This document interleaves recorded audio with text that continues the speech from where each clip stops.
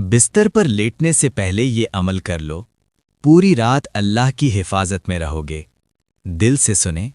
امام مالک نے بیان کیا اور ان سے سعید بن ابی سعید مقبری نے اور ان سے ابو ہریرہ رضی اللہ عنہ نے کہ رسول کریم صلی اللہ علیہ وسلم نے فرمایا، جو شخص اپنے بستر پر جائے تو اسے چاہیے کہ اسے اپنے کپڑے کے کنارے سے 3 مرتبہ صاف کر لے اور یہ دعا پڑھے: اے میرے رب، تیرا نام لے کر میں اپنی کروٹ رکھتا ہوں اور تیرے نام ہی کے ساتھ اسے اٹھاؤں گا۔ اگر تو نے میری جان کو باقی رکھا تو اسے معاف کرنا، اور اگر اسے اپنی طرف سوتے ہی میں اٹھا لیا تو اس کی حفاظت اس طرح کرنا جس طرح تو اپنے نیکوکار بندوں کی حفاظت کرتا ہے۔ اس روایت کی مطابعت یحییٰ اور بشر بن فضل نے عبید اللہ سے کی،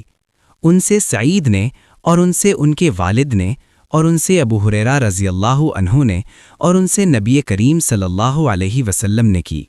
اور اس کی روایت ابن عجلان نے کی، ان سے سعید نے، ان سے ابو ہریرہ رضی اللہ عنہ نے اور ان سے نبی کریم صلی اللہ علیہ وسلم نے کی۔ اے اللہ، جو سنا ہے اسے ہمارے لیے ہدایت اور عمل بنا دے، آمین۔